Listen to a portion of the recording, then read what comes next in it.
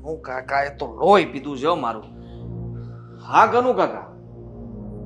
કનુ કાકા મને એમ થાય છે કે તમે મને કામ પર રાખ્યો છે કે મેં તમને કામ પર રાખ્યા છે. ચાલુ કંઈ પણ કામ હોય, રિક્ષા ખોટવાની તો હું શું કરું મને કયો? હા માલ ભરેલો છે માલ. ત્યાં નથી કોઈ મેનેજર બેનેજર? હા હા રમેશભાઈને ફોન કરો.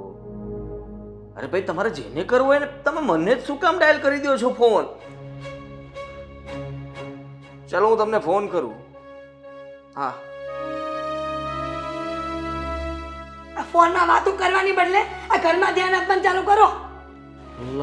મમ્મી શું થયું? શું નથી થયું ને ઈ કે? આ તમે થોડું ઓછું બોલવાનું રાખો ને, આટલો ગુસ્સો ના કરો.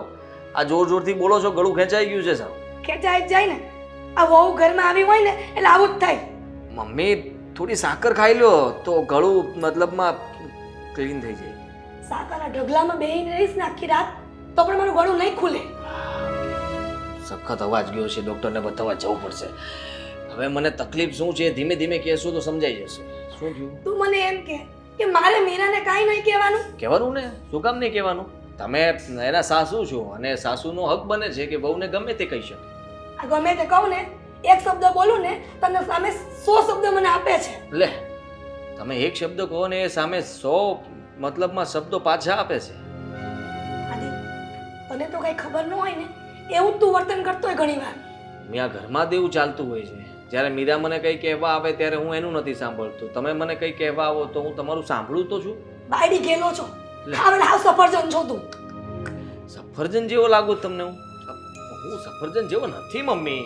હા મારે જો એને કેવું પડે ને તો બે શબ્દો કહેતા વાર જ ન લાગે. બોલો વાંક શું છે મીરાનો? આ એનો ભાઈ આવ્યો હતો ઘરે. આવ્યો તો ને મારા સાળા સાહેબ.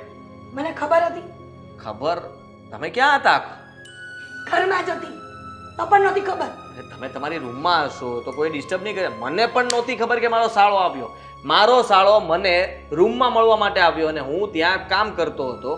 આવીને મારી પાસે બેઠો, થોડી ઘણી વાત કરી અને પછી પાછો મને જ નથી મળ્યો. ક્યારે જમીને જતો રહ્યો ને એ પણ મને નથી ખબર. બોલો આ ઘરમાં મહેમાન